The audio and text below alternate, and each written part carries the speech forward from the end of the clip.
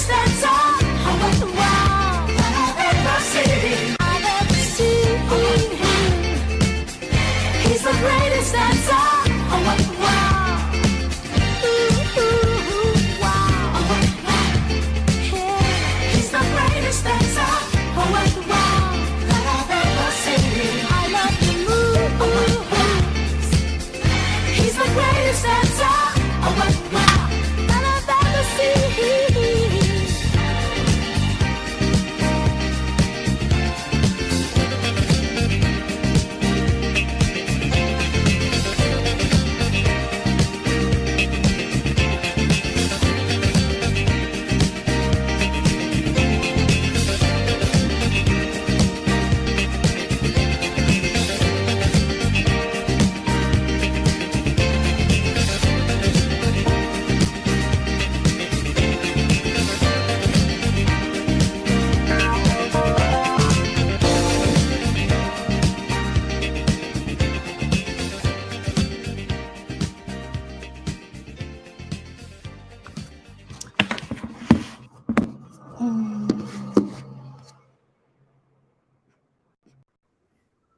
Hi, everyone. Hello. Hi. So the special guest is here. So I would say Just love the sound effects. let's start.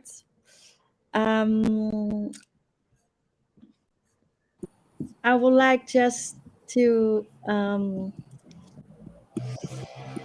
take a few minutes, first of all, to remind everyone that this event today is brought to you by L&D Shakers. We are a community of practice of comprised of learning and development professionals or passionate, and with a mission on to shake the world of learning into programs and organization. If you're not part of our communities, I would really advise you to join us. And we have a LinkedIn group. You can find us there. Today, this is the book club. And we are going to talk about how people learn with the author, Nick Shackleton-Jones. Another round of applause for Nick, I would say. I have no idea how you're doing that, but when I find out I'm going crazy with the sound effects. Yeah. Thank you so much for joining us today. Well, we already had our check-in, so I'm gonna pass the mic to my colleague Yash, that she's gonna introduce you to Nick and its masterpiece before to go into a discussion with him. Thanks very much. Yash? Oh, Sarah, I think she dropped out. She might be Okay. having... Yeah, she might be having network connections. Okay. Well, then... I can always introduce myself if Exactly, please. Cool. I'll say a bit about myself. So, my name is Nick Shackleton-Jones.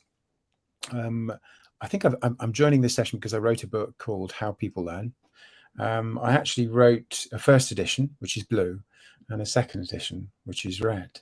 And so my story is, I guess I went to a Quaker school in Reading, and the Quakers are quite an interesting group of people because I think they're kind of like a Christian sect. I wasn't a Quaker per se, but we used to sit for long periods of time in silence. So on Thursday mornings, we'd have something called Collect, and we would sit for an hour in silence. And before every meal, for example, we'd sit, have a few minutes silence. And so it was a little bit like mindfulness or meditation, with the exception that you could stand up if you felt moved, if you were quaking with the spirit, and you had to speak, you could stand up and say something. So it's quite an interesting kind of school. It was a boarding school in Reading, so it's a bit like Harry Potter. So you can imagine me, in this kind of Harry Potter existence, oak staircases, strange rituals, playing rugby, not Quidditch, on sort of Saturdays. And that was a big part of my life. And then I went to university. I'd learned that one of the things that I learned the most from, because it was a boarding school, there was lots of international students. So when I went to university, I chose to go to Warwick, to International House.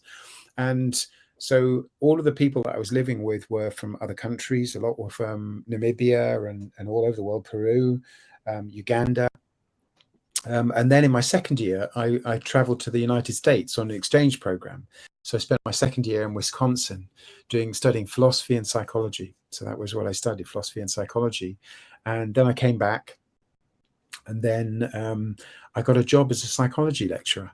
And so I taught psychology for 5 years, and I published some study guides, which I think you can still buy, actually, Introduction to Psychology. And then I got offered more money, because you don't get paid very much. Those of you who've ever had to work in public education, it was a pitiful salary. I was earning, I think, £16,000. It's a little while ago, but that was my annual salary, was £16,000. And then I got offered, I think, to double that salary to go and work in a small consultancy. So I did that.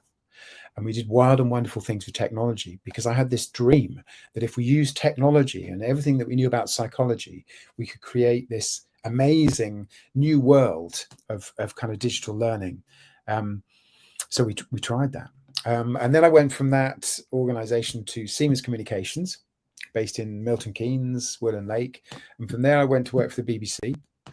And the BBC was interesting because they had some of the brightest people working in technology, and they had lots of creativity, but they had no money.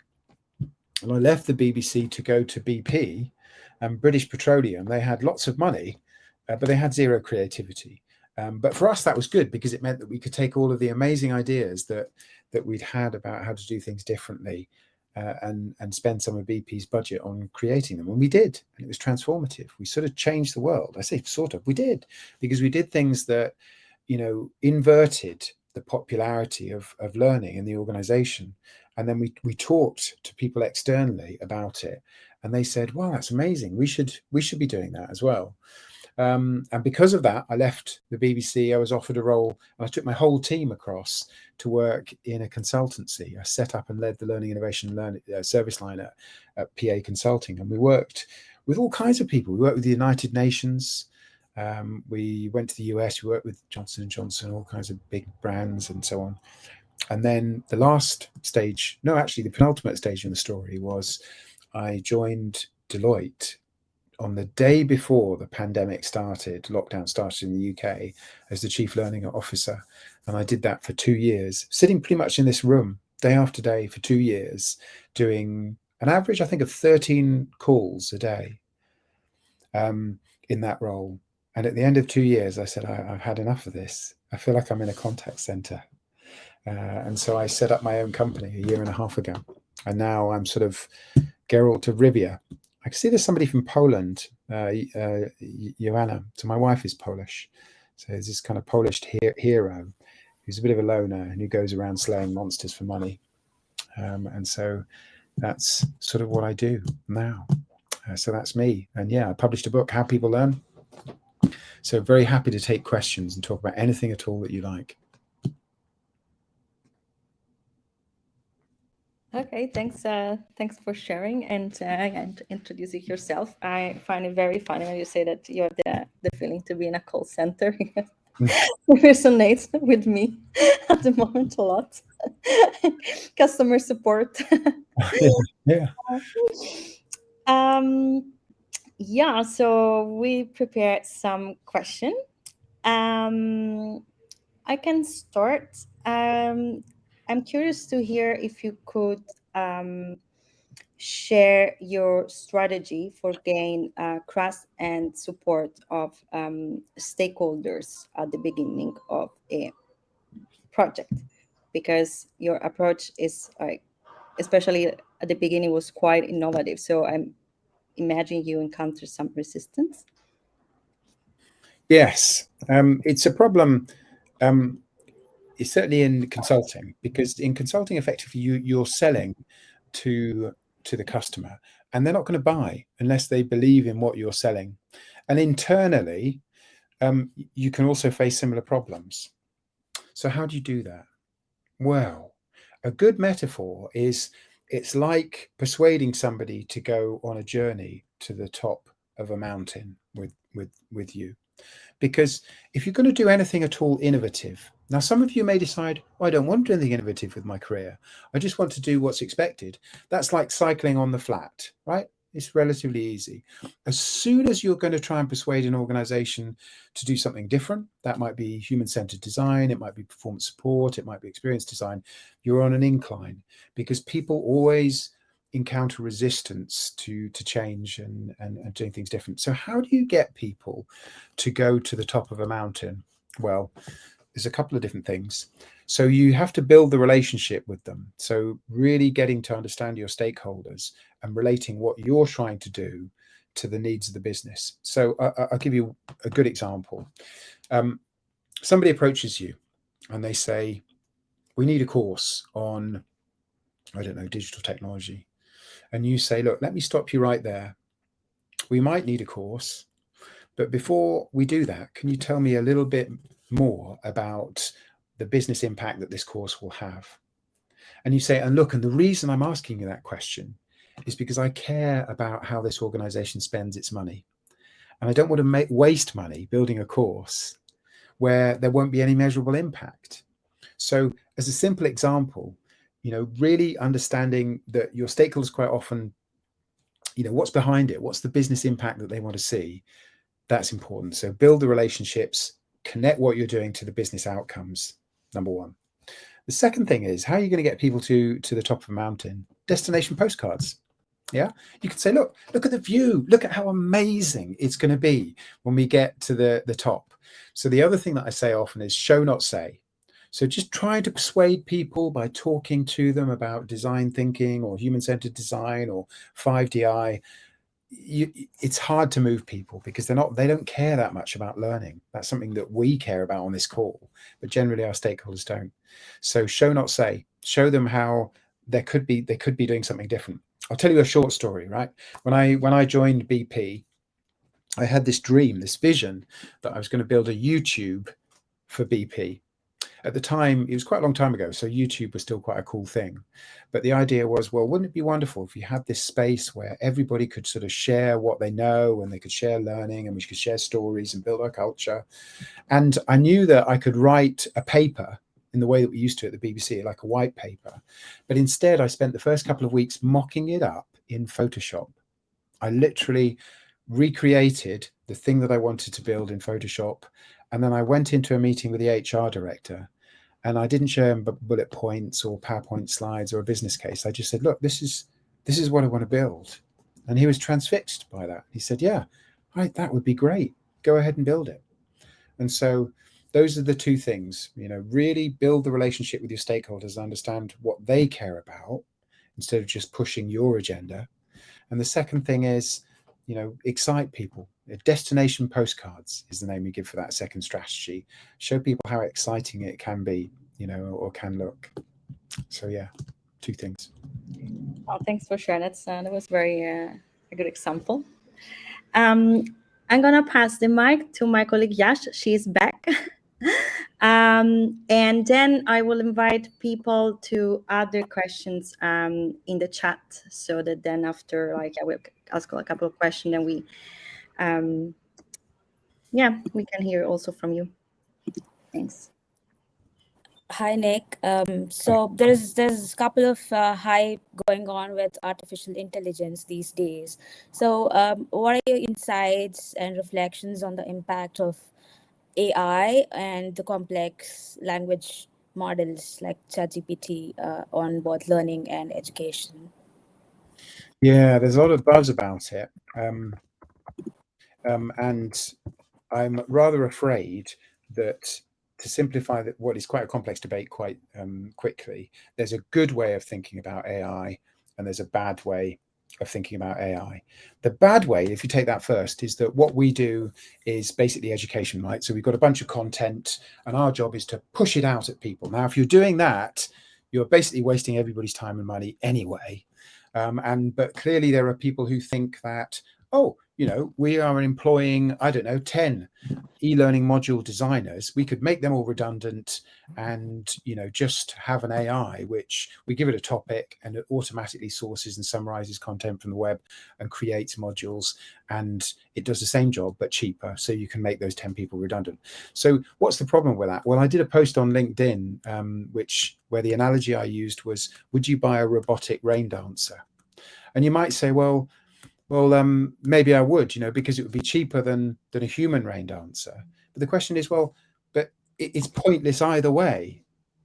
So if the activity that you're doing, and this is a very real thing, I actually saw an advert just the other day for an AI, service which just automatically generates modules. If that's what you're doing, then you're wasting your time, whether you're spending it on AI or not. And sadly, I think that's the majority of the way the conversation is going. We can just use ChatGPT, whatever, to automatically generate e-learning modules. Is that how to have impact? No. So how do we actually have impact in businesses? Well, through two things, through performance support and through experience design. So let me talk about AI in a good way. So AI, and I've actually built an AI solution that does this. AI could help people to do their jobs by providing guidance. So you've already experienced that. Many of you will have sat-nav in your car, GPS. And this is a little device that helps you get from A to B by saying, turn left, turn right. So a really good application of AI is by building performance support systems. It could be a little thing that sits on your desk like Alexa, and you say, hey, what are the stages of the maternity process, or what are the steps in a grievance policy, that guides your behavior. And that's super useful to organizations because it means that they can plug and play resource, but effectively it eliminates learning. So that's an interesting thing to think about. So the best application for AI in business is learning elimination, in the same way that your sat nav in your car prevents you having to use a map, right? Or learn how to use a map. So, we might have to grapple with that philosophically, is that we might be training chatbots and, AI devices that effectively reduce people's need to learn something because it just tells them what to do in the way that SatNav does. The other good application of AI is in experience design. But I think that's a long way off, because you might want to put people through an experience. In BP, as an example, people went through a drilling simulator, whereas teams, they had to cope with, difficult situations. Now you might say, well, we could get AI to work with a VR headset, like Apple's, VR headset, to create experiences which allow people to, like a flight simulator, which allow people to develop their capability. But that's still a long way off. So I think there's the answer to your question. I'll summarize it, is twofold. There's a whole load of terrible nonsense that is about to happen with AI, which is just crunching content into modules that nobody's going to look at, right? I did that at the turn of the century with e-learning. Let's take all of the classroom training, take it away, put it in e-learning modules. Everybody hated them. Nobody did them. They're now just compliance. Every organization has got these vast libraries of stuff that nobody is looking at. So we've just found a way to do something completely pointless more cheaply. So watch out for that. It's a real danger that people will waste money doing that. And then there's a good application, as I say, of kind of AI, which is in performance support and building systems that just help people to do the job. And the good reason for doing that is that the average tenure of our staff is going to be shorter and shorter. So we want people to hit the ground running and immediately be able to perform. Thank you. Sarah, would you like to go with the next question?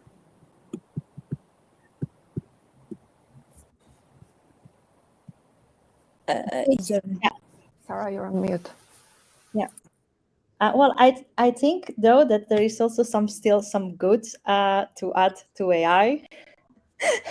I personally like trying to explore it, and I'm one person team, so sometimes I'm on a lonely journey, and and sometimes I also use this as a kind of, assistant, or okay, it can't brainstorm as good as a person, but it's still like, kind of help me also to generate some ideas, and again, also just to make sure, like, I can do things fast and outline simple things. It's like, so more than actually using to create content, it's just like more as an assistant for one person team. I Yeah. think. Yeah, I can give two practical examples of how I use it in my work. So the main one is I use Midjourney AI a lot, because in the past, if I was creating presentations or modules, which I still do, or kind of slides that I'm going to use for facilitation, I would use Unsplash or Pexels to source royalty-free content, basically. But there's some sort of limitations in there, and it's a kind of a smaller pool of stock for photography. So now I'm just, every time I need an image of something, I just use Midjourney, and it just creates, free imagery. I do feel kind of bad for the people that's putting out a business, frankly. The other thing that I did was I used ChatGPT. Somebody asked me for a toolkit with a fact sheet that described the differences between coaching and mentoring and reverse mentoring, and some of the kind of the grow questions. And I thought, well, I can write this, or take me half a day, but I won't be adding anything new to it, So I just typed into, ChatGPT. But it gave me pause to reflect, because I thought, where am I adding value? What in that sense, why would you come to my fact sheet on coaching and mentoring and whatever, if you could just as easily have typed the same thing into ChatGPT? Which is why people aren't using these libraries of content, which is like, why would I go to my internal library of content if I can go on YouTube and I can actually choose who I want to hear from, or choose the format that I want? So I think that if we're just using it to summarize content, people will prefer to do it themselves. Yeah. Funny story. I remember Books 24/7. We bought that when I bought it. I licensed that. And the idea was that it seemed great on paper, is that you didn't want your employees to have to read all these long business books. So instead they could just read the one page business summary. And everybody thought, oh, that's a really good idea. So we bought those libraries and nobody used them. Yeah. And it's like, well, if we were doing that with human beings and it didn't work, how is ChatGPT going to make it any better? Yeah, no, it's a good point. Thanks for sharing. So my next question, besides advocating for a learner-first approach, and also advocating for more resources than courses, what else can be done to resist an educational approach to learning and reverse this trend? Yeah, so I think education and learning are almost completely different things. And I think as learning professionals, we suffer from that terribly. And it's the bane of our existence, because the clients that we have in the business think that we're sort of internal teachers. So basically, the reason we end up feeling like order takers is they have this sort of educational model. So they come to us and say, here's a bunch of content. Can you do your educational stuff, put it in a course and whatever? But as we increasingly know, that doesn't really work terribly well. We want leaders, for example, to take more accountability for learning. But of course, a leader thinks, well, I'm not a teacher. Why would I have anything to do with that? So in terms of resisting education, it's been a big part of my work to show people that, look, there's a lot more to learning than there is than just putting stuff in a content in a course. In terms of what specifically that is, and to answer your question, we can do two things. We can only really do two things. We can build stuff that helps people with the challenges that they already have. And I'm looking at the chat, and somebody's asked a question about how could we create SatNav for customer support professionals. So if you wanted to create resources or performance support or performance guidance for, Juiced asked this question, for customer support professionals, you talk to them. You would find out what they struggled with when they started the job. You would find out what experts do, and you would build simple, usable answers, one-page answers to the questions that they actually have. Now, I'm going to give you an example of this. When I left BP, there was a guy called Hans Vaziri, or when I was working at BP, there was a guy called Hans Vaziri who was an expert in sand management, which it turns out is a big deal. And he was delivering one-day lectures on sand management in well completions, all this kind of stuff, right? So you'd sit in this lecture whole day listening to him talk about sand management. He was going to leave, and we were asked to capture his knowledge. When we met with Hans, he said, oh, I suppose you're just going to record my one-day lecture. And I said, no. We are not going to do anything like that. Nobody would watch an 8-hour lecture on sand management. What we're going to do is we're going to ask the people who do the job what problems they have, and you're going to get 5 minutes to answer each question. So instead of courses, we built resources, simple 5-minute answers to problems that you really have.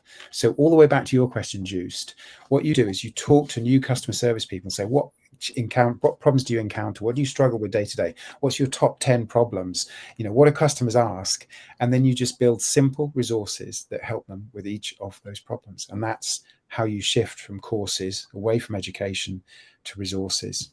But the other thing that you can do, and I'll finish now because I don't want to rabbit on, is you can build experiences. So if you really want to test somebody, if you want to stretch them and build their capability, you have got to build an experience, a simulation. And the thing I'll say is, if somebody's on a program and it's not challenges, if I can't see challenge, it's not learning. It's just education, right? Too many programs are still built around topics and content. You have to build your programs, especially the face-to-face ones. Challenge. Think of it like Disneyland. There's nothing in Disneyland which is topic.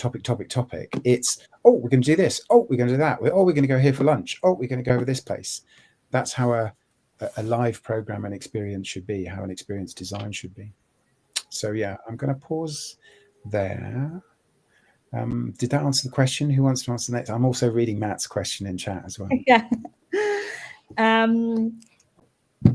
For me, mine, yes.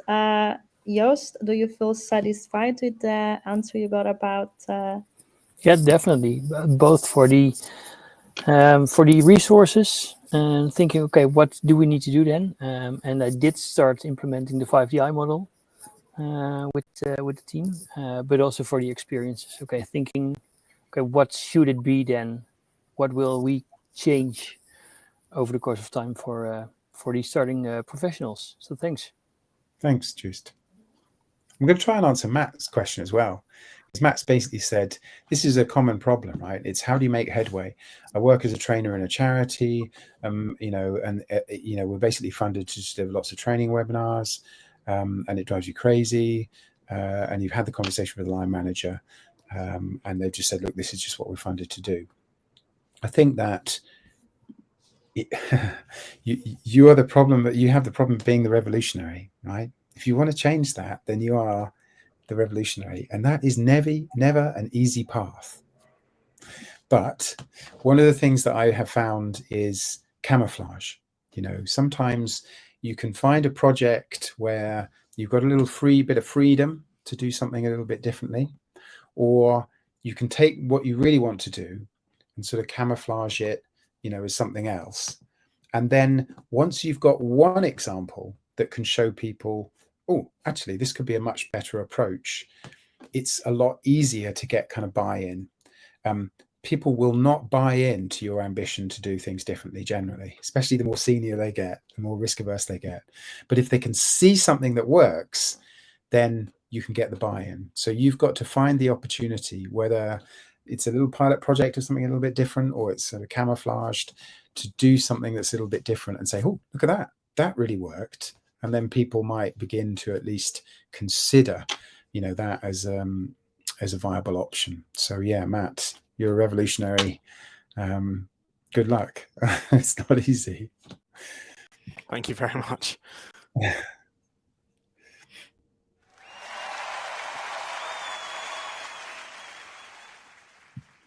Joanna's asked about meaningful connections and emotional reactions for remote and scattered teams. It's a really interesting question. It was my experience, it's a lot harder to get those emotional connections digitally. Really is. But we did a lot of work on that at Deloitte. And I think it's very much about being inclusive. It's about giving everybody a chance to speak and to contribute. I basically said, look, we're not going to have a meeting if we're all just going to be staring at content, right? We can send the content out digitally. You know, everybody should have a chance to talk. You should also, I think, give people a chance to tell stories. You should recognize people's differences. And, you know, you can do challenging experiences remotely. One of the ones I quite like to do is 60-second consultant, where you challenge people to pick a card and then they have to talk about that topic as if they're a consultant. It's a lot harder.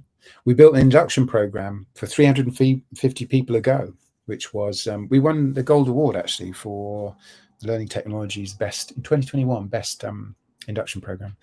But I said to the team, I don't want to see any content in this induction program. I know we're doing it remotely, but it will all be experiences. We sent people cardboard boxes for every day of the program. It's 5 days long. And every day was activities that they had to do independently, had to build things. There were cooking classes.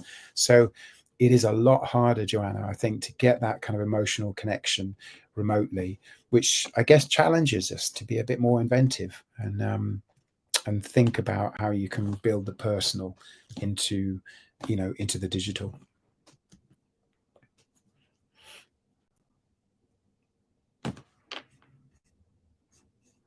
Joanna, you wanna?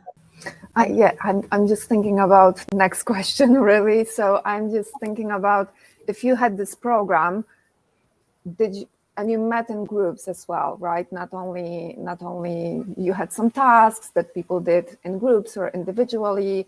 What was the percentage? Like, how much time did you spend together in the classroom, for example, or, you know, classroom meaning virtual, etc.? I'm just wondering how it worked on an everyday basis. Was it a couple of days? Was it 2-3 weeks? Or, you know, just so really interesting. Let me tell the story a little bit deeper then. So the original program, the way that Deloitte would induct people, it just in one part of the consulting business, which was the the consulting service line. So you've got 6 service lines. You've got audit, tax, consulting, and so on. They just in consulting would have 2 batches of 350 new graduates a year. And the way that they were doing that was they were putting them in a hotel for 2 weeks at a stretch and showing them effectively PowerPoint slides on a teacher-student model, where the teachers would be partners. So a senior partner would rock up with their hour-long or 30-minute slide deck, and these were back-to-back for 2 weeks. And it was a horrendous experience. It was very ineffective, but people were doing it because it looked like education. It was also very expensive. It was costing about $1.5 million every time to do that. So what we did instead was we talked to new starts and we said, what are you struggling with? And we discovered that actually the problems that they have when they start are very different from the content and the topics in the course. So as an example, I remember one young lady saying, look, I didn't know what to wear. I was told I had to dress professionally. I bought 2 weeks worth of what I considered to be professional clothing. Turned out I didn't need any of it. I wasted my entire student savings.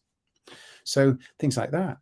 Another person said, we were taught about client projects and how to work on client projects, but I was on the bench. I couldn't get on a project for months and I got incredibly depressed and I was on the point of leaving because we hadn't talked to people about how to deal with that situation. Turns out it's quite a common situation. So the first thing to say is just talk to the audience, find out what they're struggling with before you build a program. And then we built a 5-day experience, which was initially supposed to be face-to-face, but we ended up doing digitally, which is a series of challenges and interactions. Now, you asked what's the proportion, Joanna. There was almost no content, about 5% of it was content. The rest of it was giving people challenges like come up with a proposal, pitch a proposal. A lot of it was fun, like, as I say, the cooking challenge was quite fun. But a big lesson that we learned is that people don't want to hear from the partner or the facilitator. They want to hear from their peers because those are the voices that they're learning from. They want to hear from people who are a year or 2 years ahead of them. So a big part of it was building little cohorts and having alumni from the program, consultants who are 1 or 2 years in, running discussion groups and FAQs, what's it like to work as a consultant? Tell us some stories about your best project, your worst project. What are some of the problems that you encounter? Because look, you can wheel in the CEO, but nobody relates to the CEO. It's nice if he or she actually has invested some of their time, but it just indicates value, right? What you really want to learn from is your peers. So it should be the peers who are actually delivering a lot of the learning within a program like that. So in terms of chunks, a big chunk of it was networking. A big chunk of it was talking to your peers. We had some celebrities show up as well. We had diversity, the winners of, Britain's Got Talent. And we also had a lot of fun activities, some that were more business focused, like, pitching a proposal, and some that were just more fun, like creating a work of art together, or mindfulness or something like that. Sure. Thank you so much. And actually, I love the peer coaching or peer learning idea, because this is my experience. From years back, I enrolled into mentoring program and I got a mentor, but he was a couple of levels up. He was a director for a couple of regions. And, it was a great conversation, but I felt our worlds are far apart, and it was connecting, networking more than actually learning experience for me, if you know what I mean. So I think I even find my own experience connecting to this. Yeah, this happens a lot on programs, especially face-to-face. We have a facilitator or trainer say, this is the way to do things, this is how a project is run. But then as soon as people walk out of the classroom, they say to their colleagues, oh, how does it really work? Okay, why don't we just facilitate that conversation as part of the training experience? Great. Thanks. Ana Maria, you have a question? Yes, can I pass the talking stick to Matt? I think he's had a question before me, Matt. Where is Matt? If it's me, I think my question was answered before. The one in the chat box. Yeah. No, I think we have another. Yeah. I scroll up. Philip, actually. Hi. Yes, I was just curious if you could share some direction on finding out what folks are struggling with, right? So such a core element of some folks are reticent to do so because, well, I'm in the public sector, so they don't want to really talk about their problems openly. Just kind of anything that you could share. Yeah, absolutely. Thanks. It's a great question, Philip. So I think the 5DI model, define, discover, those are the two critical stages. So define is basically the top-down perspective. It's like, what are the performance outcomes? So if this program are a big success, what would people be doing differently? And that's where you get your metrics from. And that's common to kind of performance consulting, that thinking, which is don't start building something until you've actually got clear on what behaviors would change or what business outcomes would change, level 3, level 4. But that's stakeholder level, right? Your question is about the next stage, which is, okay, so the business wants leaders to do this differently, or people to behave this differently, or safety to be different in this way. Now we talk to the audience, and I use two techniques specifically in Discover. One is the emotional curve. So typically you talk to people who have recently transitioned into a role. It could be a technical role, leadership role, recently joined the organization.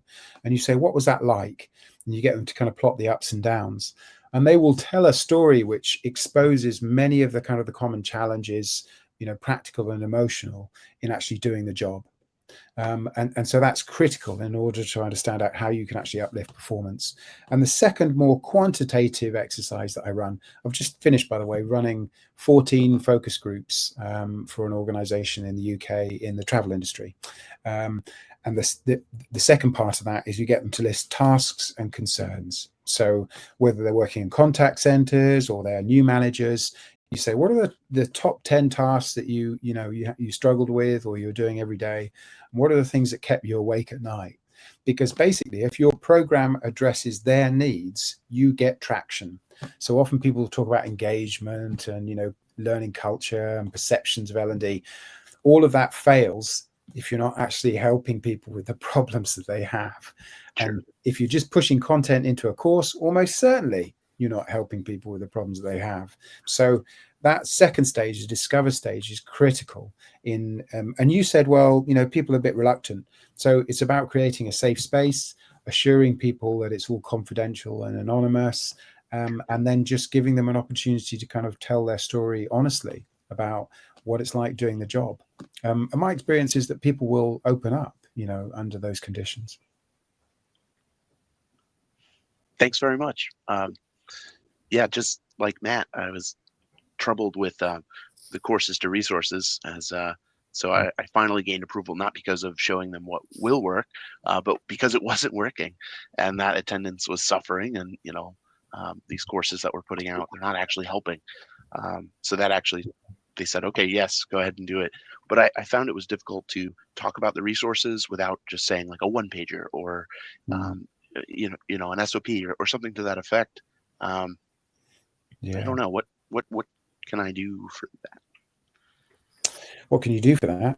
I think at the moment I'm sort of on a bit of an adventure with TikTok, actually, because I think it's a fascinating resource platform, and a lot of it kind of is resources. If you say that you're interested in, I don't know, iPhone tips and tricks, there's lots of you start to get a feed of people saying, oh, you can do this, you can do this, you can do that. And actually, that's interesting to see how people do that. There isn't all of this educational packaging around it. People don't say, welcome to, the fifth in a series of 20 sessions looking at how to use your iPhone. In this session, I will be describing, they just say, hey, look at this, you can do this. And in 30 seconds, that's useful.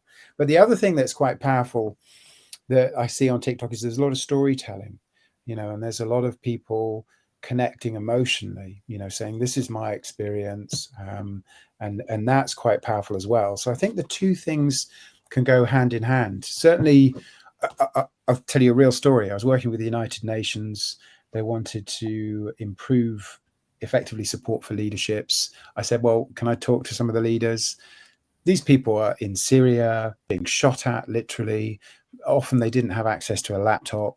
And I said, well, how do you connect to each other? And they said, well, we just use WhatsApp. So we built a WhatsApp group for 500 people around the world, and we started pushing little short videos and PDFs into it. Didn't have all the sophisticated tracking of LLMS, but it's still going because it's actually useful to people, and they can connect to each other as well as exchange useful stuff. So I think that's the kind of the perspective that I would bring to answering that, that kind of question. It's more than just standard SOPs, standard operation procedures, or Guy Wallace will say job aids, which makes it sound terribly dull. It's just kind of useful stuff. Think of it that way. Where do you go for all the useful stuff? And quite often when you talk to people in organizations, they'll say, oh, Sam over there has this brilliant one-page guide or this checklist that they've built. So quite often people will have created their own useful stuff. Brilliant. Thanks for your efforts in getting this out. Nick, you just mentioned about the discover phase and the focus group you ran. Yeah. How big is such a focus group? You estimate about half an hour per person. So if it's a group of 4, you might have 2 hours, and you might think, well, that's quite a long time. So what are you doing? So you do about 10 minutes of introduction. People introduce themselves. You then give people 10 minutes offline to sketch their emotional curve. And then each person will have like another 10 minutes to talk through their story. And I take furious notes. Somewhere I've got here's my book down here. So a lot of this book is now full of scribblings from all of these different, the average page is hundreds and hundreds of notes on what it's like, to actually do a job. That's your data-driven design. And then I give them another sort of 10 minutes to jot down a list of tasks and concerns. What are your top 10 tasks and concerns? And then we do a quick fire kind of round where everybody kind of adds to that list. And as you can see, that builds up to about, 2 hours for 4 people. So I avoid making it much bigger groups, because the worst thing is that somebody doesn't get a chance to tell their story. But that's how they work. I've got a standard template for that. I think it's actually in the 5DI toolkit. So all of those tools and techniques are in there. It's all free. Yeah. So, you can just give it a go. Well, thanks. I'll do. Thanks. I'm curious, how long does it take usually for you to have this discovery phase? Because sometimes the complaint that I hear when I present, okay, I'm gonna do this, and this. This is gonna take a very long time. Can you just do the thing? And then yeah, so I'm curious to hear like Yeah, but that is interesting, isn't it? Because that's the crux of the problem. And you've got to pick your battles. I've been in big organizations. I know how it is.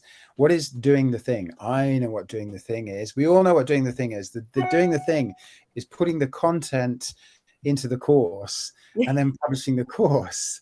And then you can go back to your client and say, yeah, we've done the thing. But what is the thing that keeps you awake at night? Well, as you get older, it's the fear that you are just an order taker. You are just turning the wheels on, and you're not helping people, because they will tell you that's not helpful, and you're not actually making an impact. And most of us who work in L&D, we're nice people. We want to make an impact. We want to help people.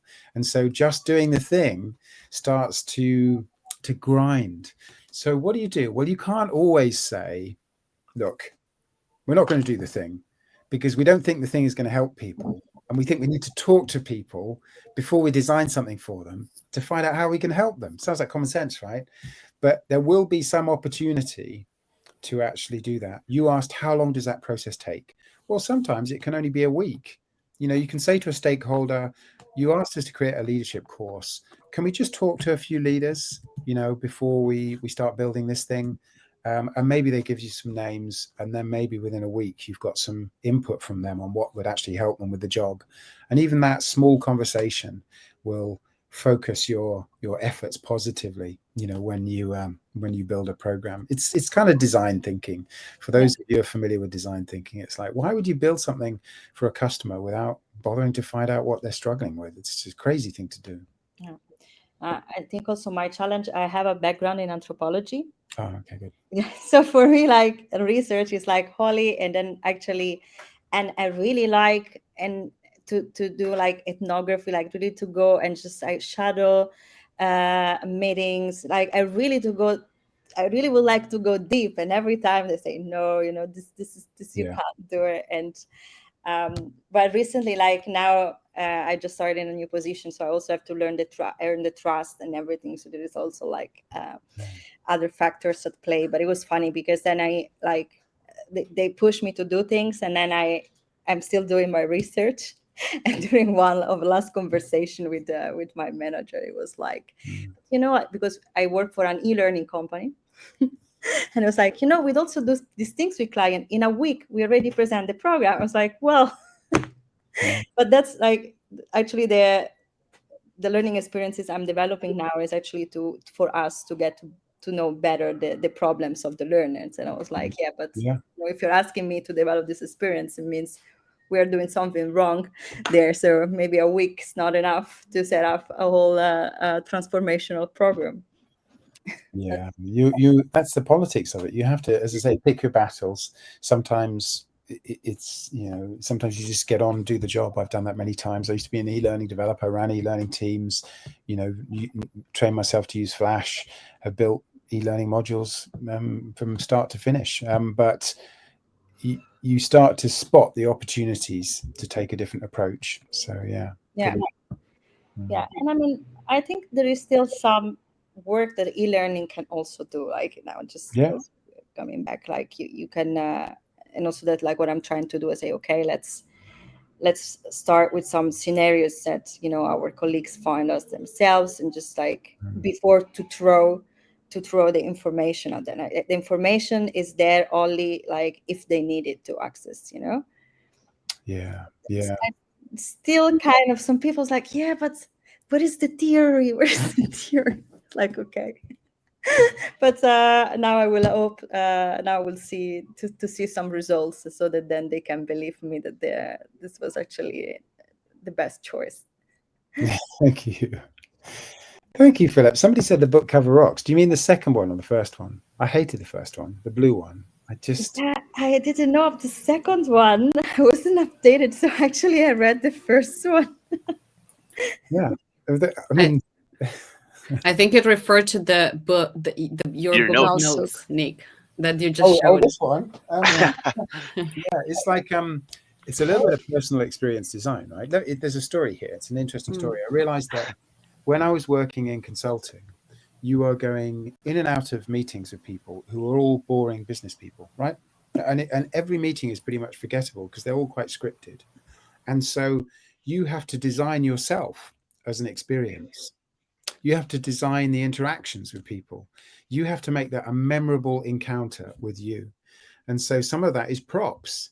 So learning to kind of dress in a certain way and carrying around a book, that you go into a meeting with that and it prompts a conversation, and people say, oh, they do love your notebook, and that's what they remember. It's similar to when I give a speech, I throw marshmallows at people quite often to make the same point. That's probably the only thing that you're going to remember, from that lecture that I gave, me throwing marshmallows at you.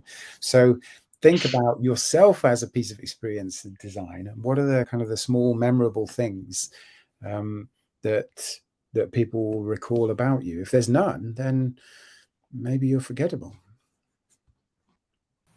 I have a question, additional one. I put it in the chat, but I'm really wondering, what are your thoughts about the trickiest thing ever? Wherever I call in to upskill in L&D, this is the trickiest subject. So how do you learn?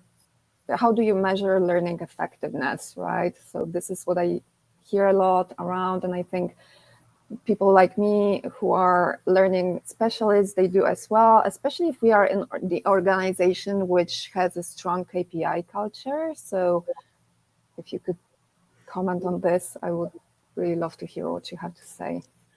Oh, it's a big, deep question, but I'll be rather rude in the way I respond to that. How do you measure the effectiveness of astrology?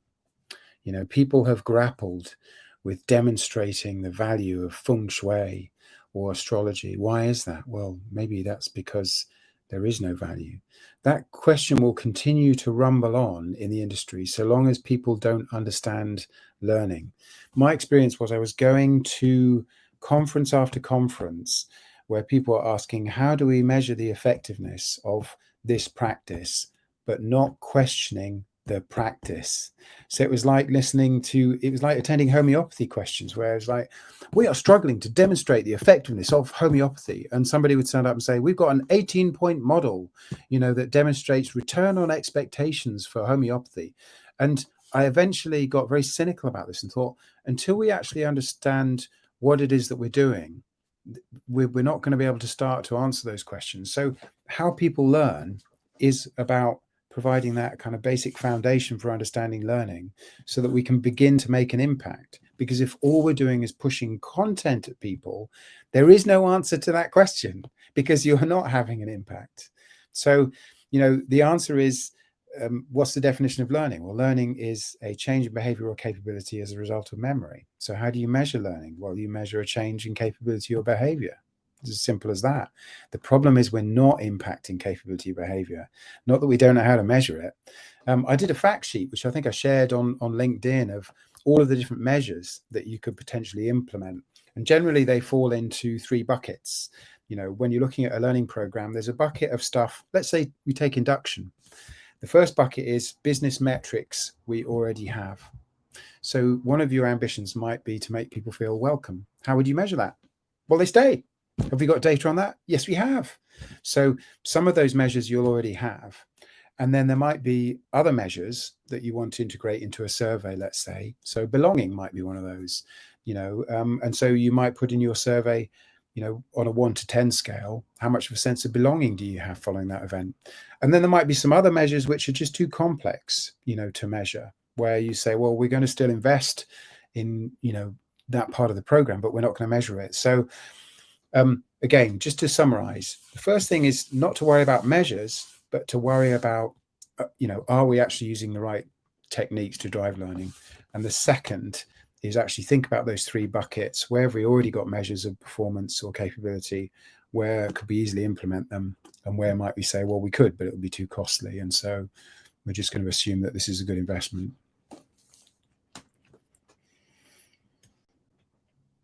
Stunned silence. do you get challenged? Because now you have your own company, right? So I get you have those conversations that I have internally, or anyone as well. So are you challenged a lot with this question? And what is the answer when they hear this answer from you, the stakeholders, the clients, whoever that is that you work with? It's very interesting. So let's take induction as a good example. I work on a lot of induction and leadership programs, diversity and inclusion programs. The first step that we do in Define is we get key stakeholders together, or sometimes independently, and I say, right, before we build anything, tell us, how would you like people to be thinking, feeling, and doing things differently as a result of this program? So the stakeholders tell us the measures. Now, you might think that's common sense, but the problem is, if you start that conversation by saying what topics should go into the induction program, you are never going anywhere with that conversation. You will build a program and you will never see any impact. So the first critical thing is to move away from that conversation about content and topics and say, how would people be behaving, thinking, and feeling differently? The second really interesting thing is that stakeholders will immediately talk about how people should feel different. When they join our company, they should feel excited. They should feel energized. They should feel like they made the right decision. They should feel welcome. They should feel a sense of belonging. They should understand their relationship to our business. Those are the sorts of things that they say, right?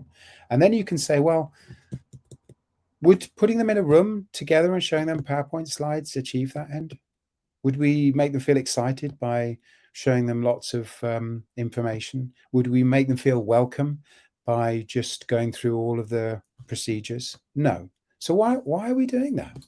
Why are we actually doing the opposite to what we're trying to achieve as a business? So it opens up those conversations as well. So it's not as tough as you might think, because just listening to stakeholders and talking about business outcomes is a radical departure from doing education. Thank you. I like the question about the comment about the persona.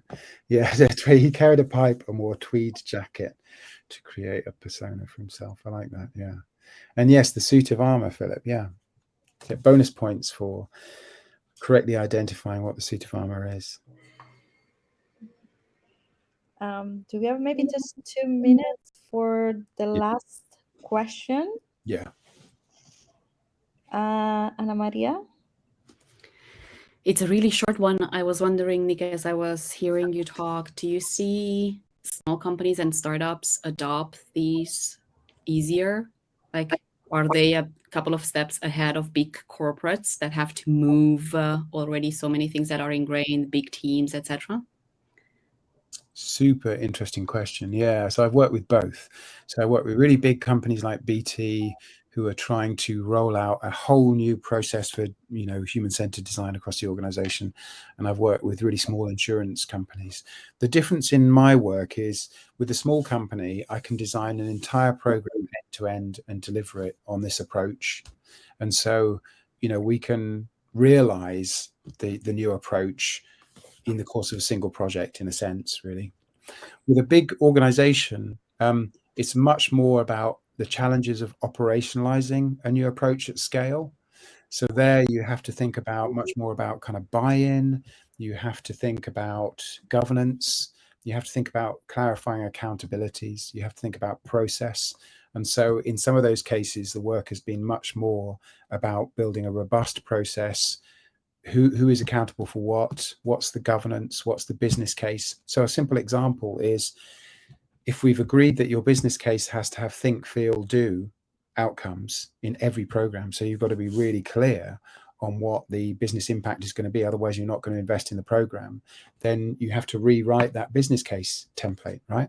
And then you have to train all of your business partners on how to have a different conversation with the business, who are used to coming to you and saying, here's some content, here's a book, put it in a course.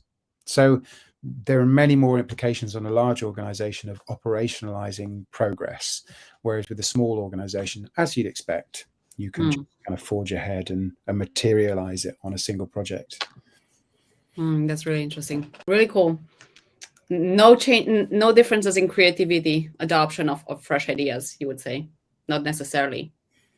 No, and in fact, the fastest way to achieve change in a big organization is an approach that I call strategic exemplification, which is pick a project where you can do something in this different way and then market it and make people aware of it, because then they will come to your door to say, we would like to do things that way, rather than just constantly driving on process, governance, because you just encounter constant resistance. It's push versus pull, right? If you can do something that's so interesting and different that people like, well, they want to know how you did it, that's a different conversation to saying, look, you should really be doing things differently, which is never a good conversation. It's the Trojan horse, or I think you said undercover or in disguise. Okay, cool. Thank you very much. This was very insightful. Thanks. Well, thanks everybody. It was a pleasure to be invited. And I guess I'll drop off. Let you talk some more. Yeah, thank you so much. Like, time flies really. Like, it was very interesting. I'm glad you Are found. we doing a picture? Yes, yes, please. If you can say also for the picture. Yeah. Cool. And yay! I see more people with the book. If you've got the book, oh, let me do that. Yeah, good. That's great. Woohoo! Sarah, will you take the screenshot? If you've got the book, even on your phone, feel free to share. Yes, I have it on my phone, indeed. Yash, can you take the screenshot? I have to search book. Wait a second. Book. Let's do it without book. I'll just put it. You can go, Yash.